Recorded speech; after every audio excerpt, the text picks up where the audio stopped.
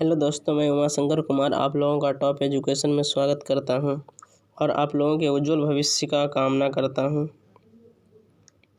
मैं आज डिटर्मिनेंट अर्थात सारणी पढ़ाने जा रहा हूं।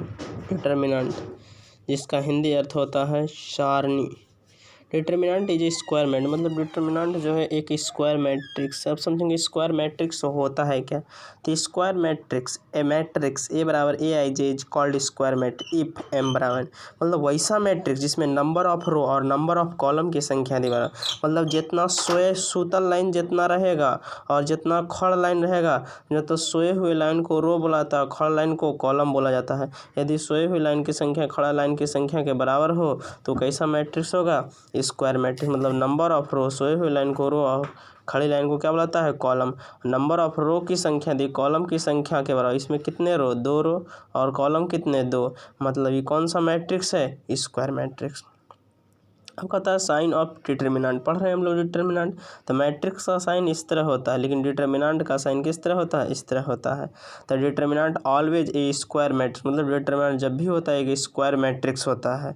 तो स्क्वायर मैट्रिक्स क्या है, मतलब रो 2 टो तो कॉलम भी 2, यदि रो 3 टो तो कॉलम भी 2, यदि रो 4 टो तो कॉलम भी कितने हैं, 4 हैं। अब रो हॉरिजॉन्टल लाइन इज कॉल्ड रो, मतलब हॉरिजॉन्टल लाइन मतलब क्षैतिज रेखा, क्षैतिज रेखा मतलब पड़ी रेखा, पड़ी रेखा को क्या बोलते हैं, रो, जिसको आर से डिनोट किया जाता है। किससे डिनोट किया जाता है, आर से।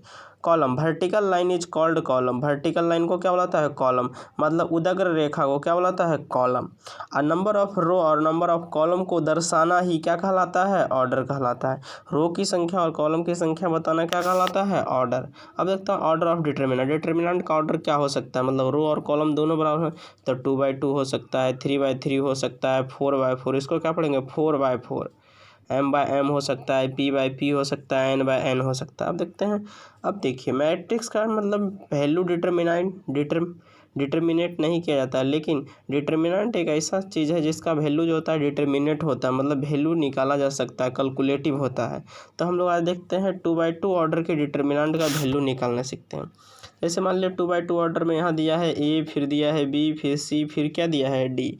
ये डिटर्मिनेंट का क्या दिया है, साइन। इसका यदि मान निकालना हो तो ई गुने ई घाटा ई गुने ही होता है, मतलब डी इंटू ए माइनस सी इंटू बी, डी इंटू ए माइनस सी इंटू बी होता है।